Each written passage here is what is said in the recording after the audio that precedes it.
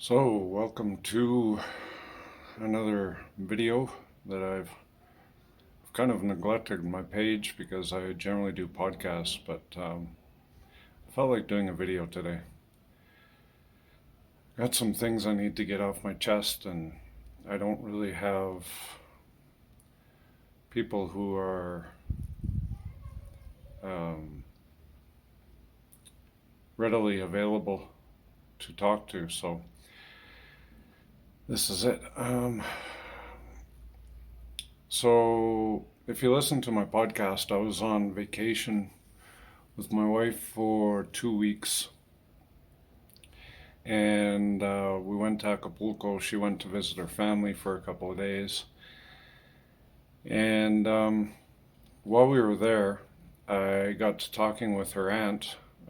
She knows I'm autistic. I explained it to her what it is, and kind of in brief. And we get along really well. She really looks after me, takes care of me. And so one night we were sitting and talking, and she had mentioned to me that my my wife's sister and her family, when they come here, they basically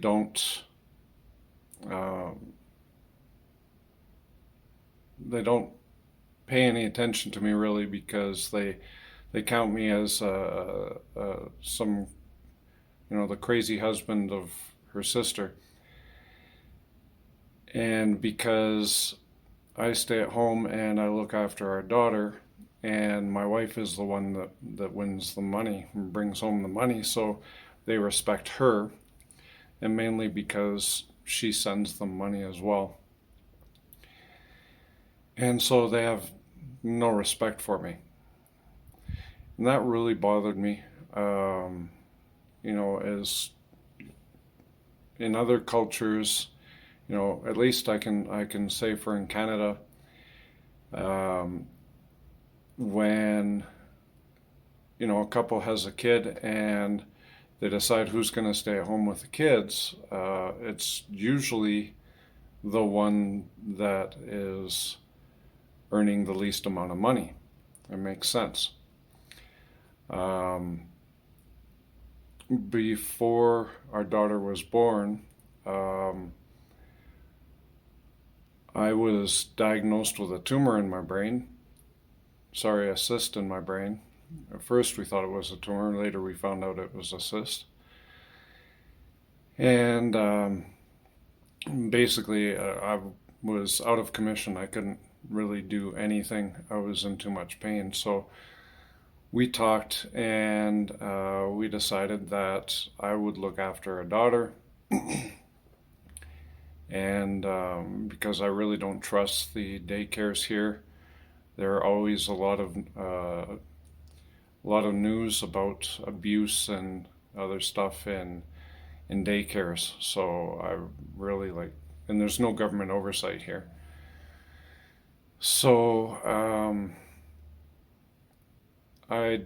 we decided that I would stay and look after our daughter, and I had my surgery in October of we're in 2021, in 2019. And then when I was given the green light to go back to work, the pandemic started.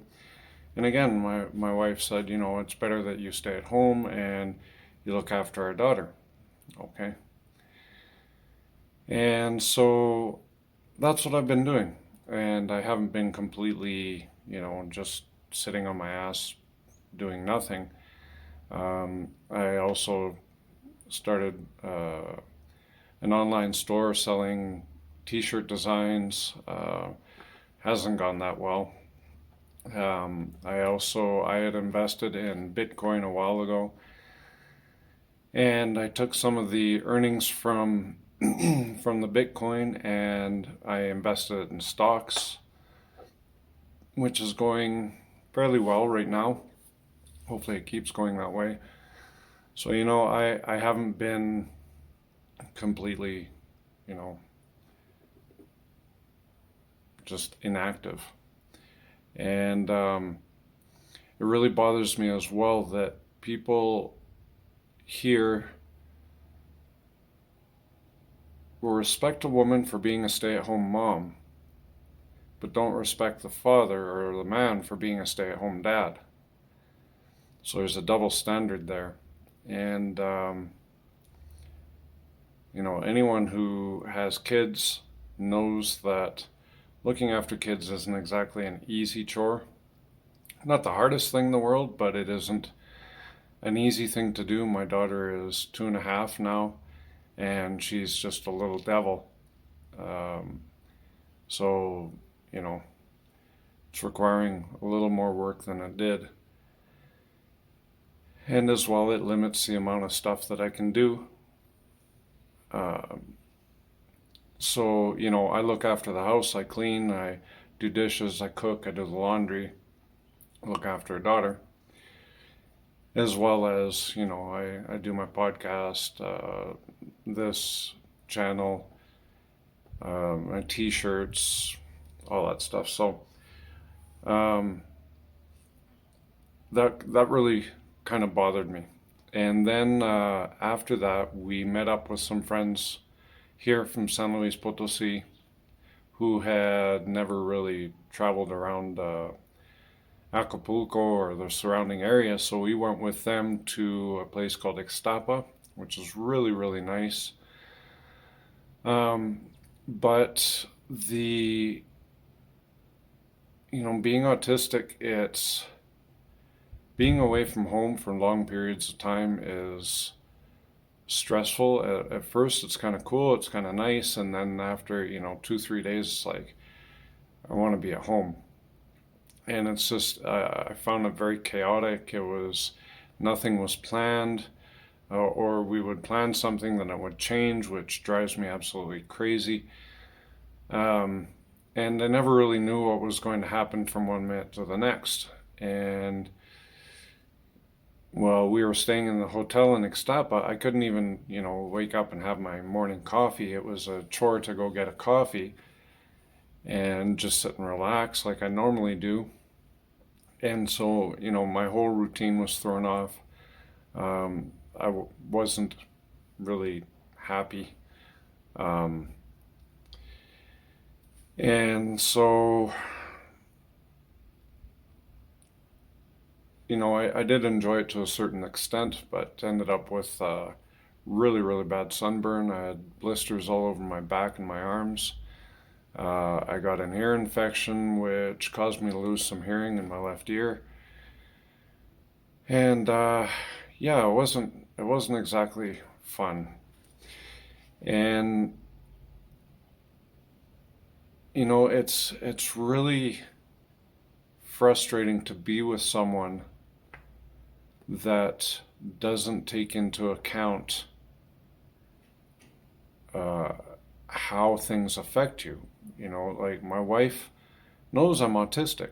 She's the one who noticed it to begin with, and she's the one who supported me getting a diagnosis.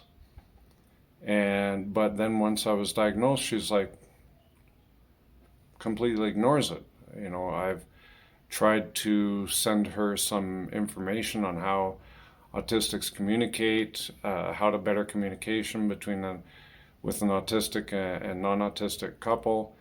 Other things, and her response was, well, if it's about autism, I don't want to read it. So, she expects me to just kind of suck it up and go along with things.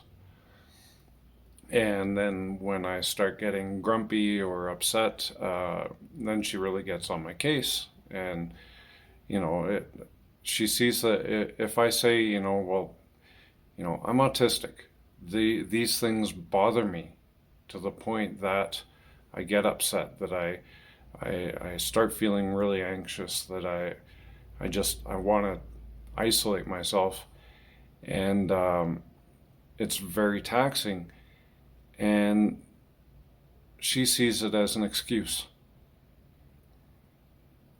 because, I've done those things before. And yes, I have. And even before I knew I was autistic. And I would stuff down all the autistic instincts that I had as, oh, I'm just being quirky, I'm just, you know, everyone else is having fun, everyone else is okay, you know, it shouldn't be bothering me. And now that I know and I'm aware of these things, she expects me to keep continuing as I was before, which, as we know, isn't good for us emotionally, mentally, physically. So we got home, and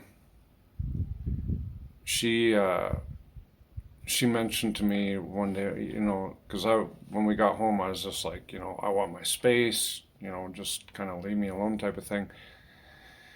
And she got mad and she says, everyone thinks you're just an angry person with an extreme personality. I'm like, what? Everyone? Like, what are you talking about? So I talked with the the guy who went with us, the couple, and I asked him about it, and he says, no, we didn't see you as really angry, maybe a little upset at times, but we kind of understand, because I'd explained it to him. He'd asked me if I was okay. I had gotten a little angry once at my wife, and I said, no, well, she just, I'll start to do something, and then she'll start, kind of cursing me out like I'm a kid who doesn't know what he's doing, and it makes me angry. And so I kind of lashed out at her, and I said, I know what I'm doing, just leave me alone. And so she got mad. He asked me what was going on, and I told him, and so he kind of understood. They also know that I'm autistic.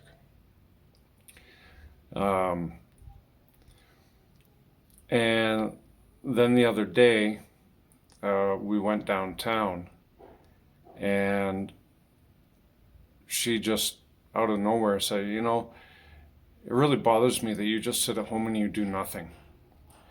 And I lost my shit. I exploded. I'm like, I'm really fucking tired of you people, of everyone saying that I don't do anything. I said, you were alone with our daughter for 3 days, and you tried to pawn her off on almost everyone because she was too much for you. Yet I'm with her every day, and you say I do nothing? Like it's easy? No, I'm tired of that. And so she responded with, well, we're gonna talk on the weekend and figure out what's best for both of us and for Sophie. Basically, just an implication of that she was going to suggest that we separate or that we get a divorce. So that threw me into a very deep depression very quickly.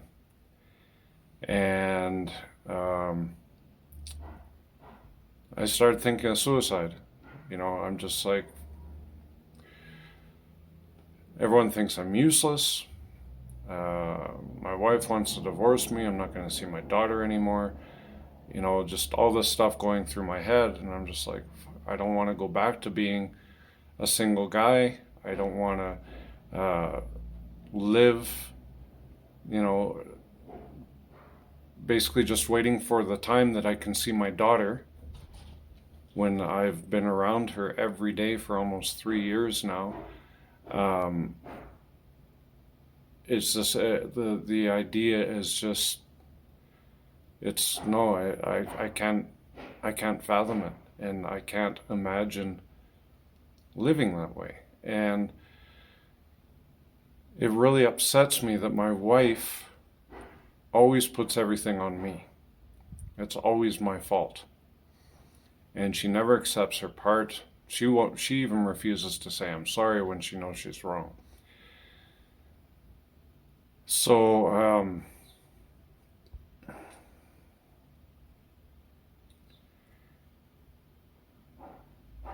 it's, I've gone through my life believing that I was unlovable, that nobody would ever want me, going from one relationship to another, and just never having any stability really in my life. And, you know, then I find a woman who wants to marry me, wants to have a family, wants to have a future together. And then it just seems that over really simple, really easy to fix stuff, she just wants to throw in the towel. She would rather do that than communicate and work to try and fix things. And it's always like I'm walking on eggshells. I'm walking on this fine line between us staying together and us getting a divorce, which is, as you can imagine, extremely stressful. Um, However, I did call my bluff, or call her bluff. I contacted a friend who still works at the last place I was employed, and I asked her if there were any positions open. She said, yeah. She sent one to me to apply for. And I told my wife, I said, hey, I talked to this person. They recommended me for a position. What do you think? Should I apply? And all of a sudden, she's just kind of like, well, you know, because we're planning on going to Canada in November when she has vacation, because we're considering moving to Canada for our daughter to have a better life. And also, if my wife can get her Canadian medical license, she's going to earn earn in 1 month what she makes here in, I think it was a year, something like that. So, yeah, a lot better quality of life and just everything. It's just, we're both kind of tired of being here and watching things get worse and worse.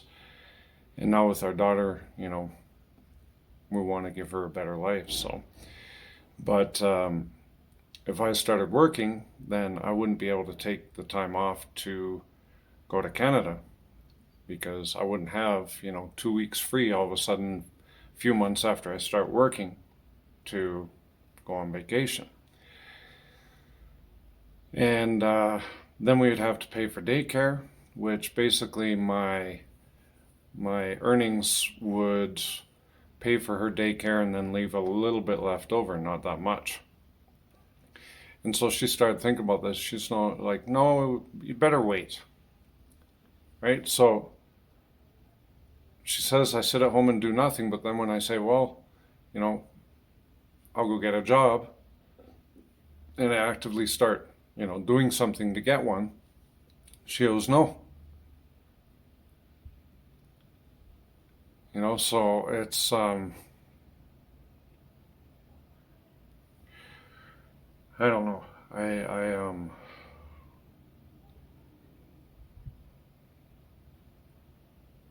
It's really difficult, even if you're working, to be unappreciated or underappreciated by your significant other. And a lot of times, I think as autistics, we're underappreciated for all of our positive skills and abilities, and not given the respect we deserve as people, and for the amount of energy that we have to put in on a daily basis to get up, go to work our jobs, do all the stuff that just literally rattles every nerve that we have,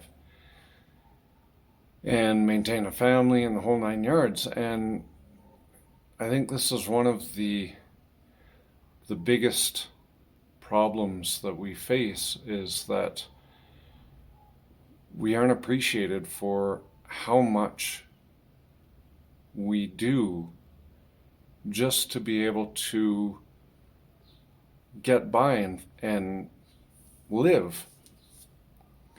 And even for those of us that are unemployed, there's it's not because we don't want to be unemployed, or we want to be unemployed. It's because we just, our sensitivities are such that we end up having meltdowns, having breakdowns, falling into deep depression. I used to work in a call center.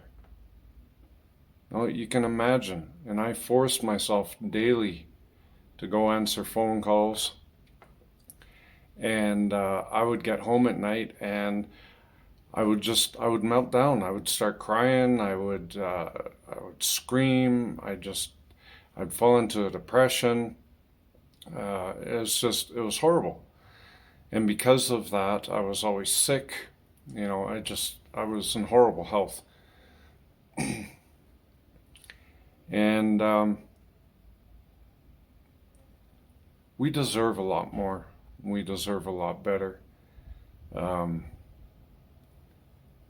And for the men out there who are unemployed, who have a spouse who's basically the breadwinner, I know the struggle, because I come from a country and a family where the men are the breadwinners, period. If you aren't, you aren't a man. And it's changed over time. Like I said, when you have children, you decide as a couple who's going to stay at home and who's not. But even still, consciously making that decision doesn't make things any better. You struggle with that I guess our ego, that we aren't the ones bringing home the money, that we have to rely on our wives, that we're the ones doing the shopping, what would be considered classic woman chores, which I know is very outdated in most countries, but here in Mexico it's not. And so I do all the grocery shopping, I do all the house chores, I do all the things that here is considered woman's work. And because of that, I basically don't have the respect of anybody. And it's very depressing. And as a father as well, I want my daughter to grow up and look up to her dad. But if things keep going like this, is she going to respect me? Is she going to look up to me? When they ask her at school, what does your mom do? Oh, my mom's a doctor. What does your dad do? Oh, well, he looks at me at home, after me at home. Well, you're at school. I don't know, right? Like, even if I started doing really well in the stocks and was able to pay the bills and things like that off the earnings, what? I'm not a stockbroker. How would you explain that? My dad makes money off of stocks. Stock investor, I guess. Sure. I don't know if would be considered respectable. I don't know. It's new to me. So, and that's another reason why I really hope we can move back to Canada, because for me it's a lot easier to get work. There's more of a variety of work that I can get into here. Uh, it's basically limited to areas that require English but don't require a degree. I never went to university. I don't have a degree, unfortunately. So here my options are pretty limited. Whereas in Canada, there's all kinds of jobs that I can take and make a decent living off of. And that was another question my wife asked me the other night was, if we go to Canada, are things going to be the same? I'm like, well, what do you mean? What, are you going to just stay at home? I said, if I can make money staying at home, I'll do it. But right now, the way things look, no, I can find a job quite easily. There are a lot of manual labor jobs that I can do. There's all kinds of things I can do. Right? If I need to, I can even take two jobs. I mean, the job market is a lot more open, and I can study if I want to get a degree. Although at almost 50 years old, I don't really see much of the point, since I wouldn't have much of an employable span, since the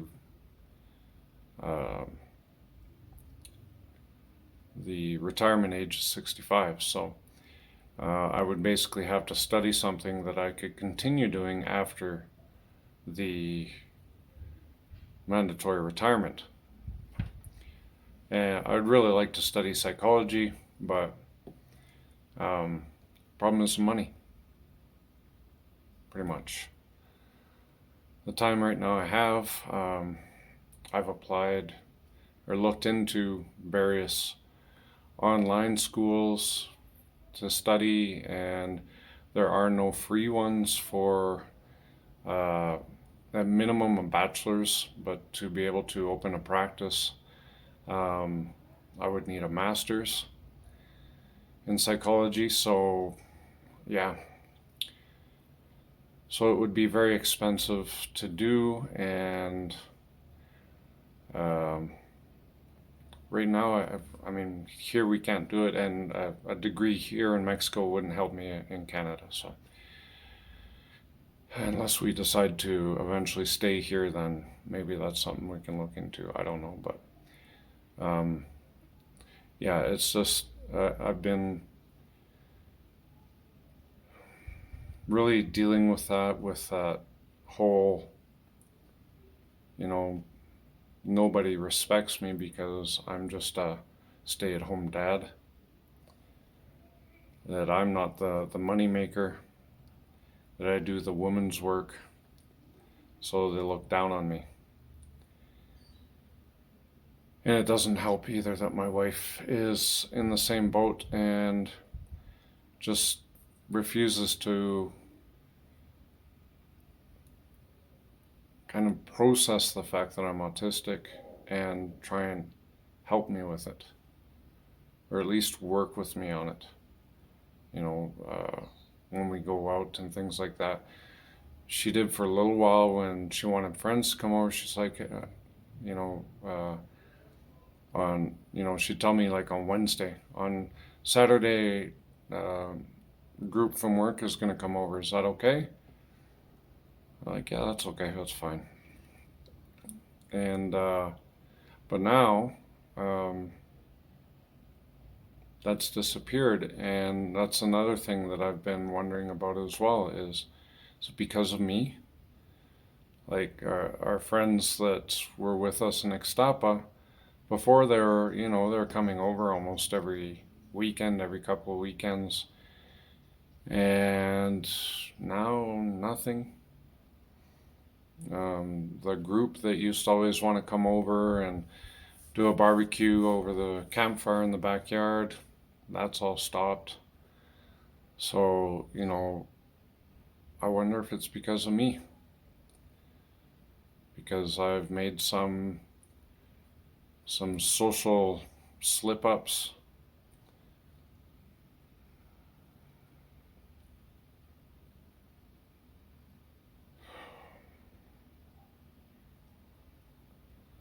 You know,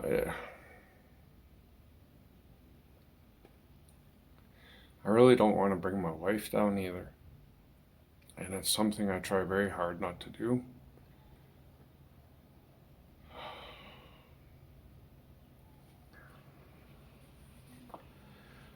It's,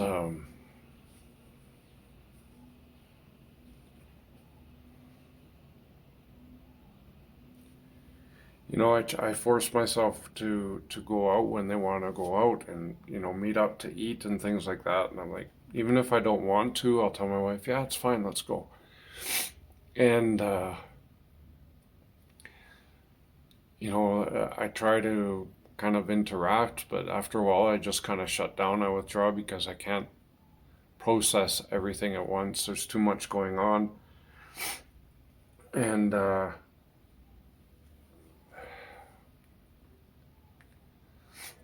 people just kind of notice that I just kind of sit there sometimes, and, maybe they see it as like I don't like the company, or, that I don't know. I don't. And,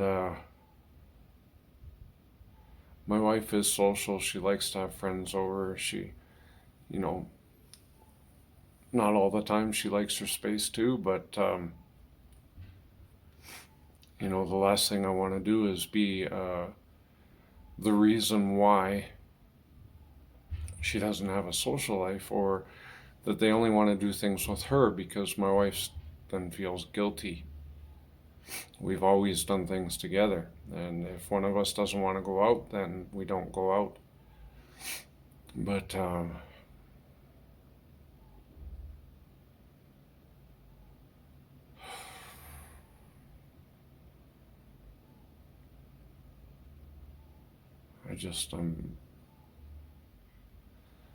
tired, and I just wish I was better. I wish I was more.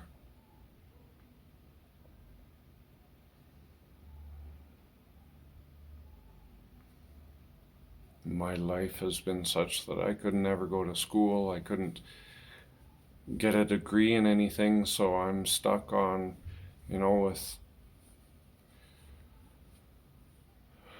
jobs that don't require an education. My wife has got what, 3 degrees in medicine. Um, and it's not because I'm an idiot. It's because I've never had the money.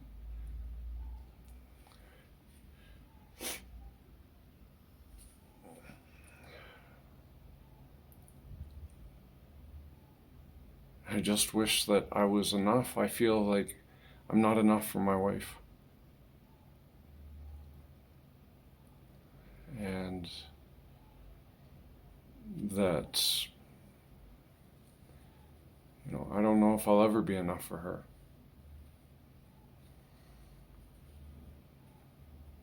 There are times when she seems, okay, and then just all of a sudden she does this 180, and it's like angry because, we're living off of her paychecks.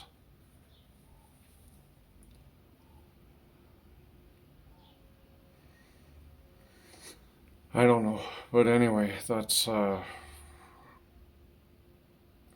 what's been going around in my head. I haven't been sleeping that well. Been tossing and turning a lot. I wake up 3, 4 times a night, so I wake up more tired than when I went to bed.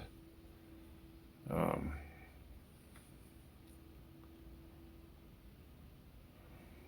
my appetite's been down.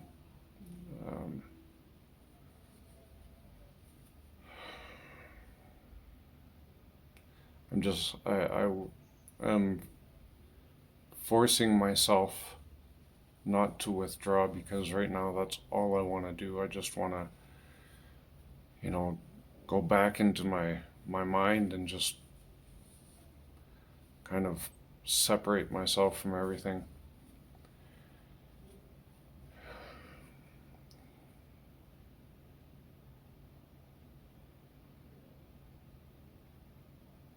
Yeah. So, um, I don't know, this didn't really have a point. Um, I just wanted to, I guess, get it out, say it out loud, and I don't know, maybe there's somebody else out there who's going through the same thing, male or female, um, and maybe you can give some tips. I don't know, can help each other kind of figure this out, and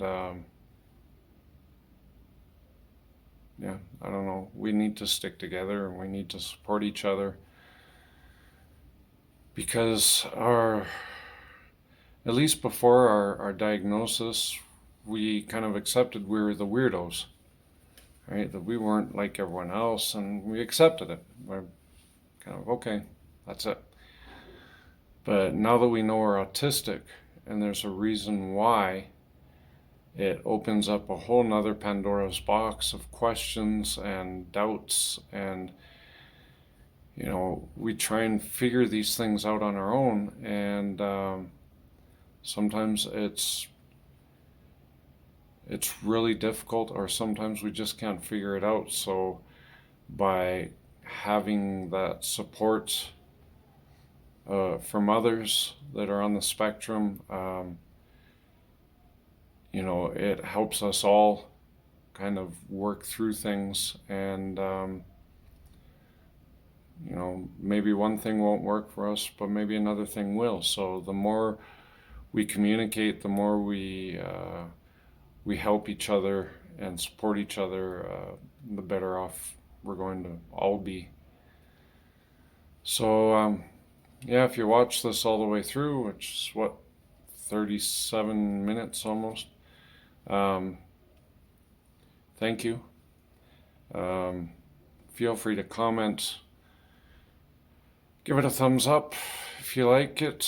Feel free to subscribe. I'm going to try to do more videos. The videos I'm trying to do different content than my podcast, so if you want to listen to the podcast as well, you can find it on anchor.fm, Peeling Back the Mask. And if you think this content is useful for somebody that you know, feel free to share it. And yeah, thanks for watching, and take care.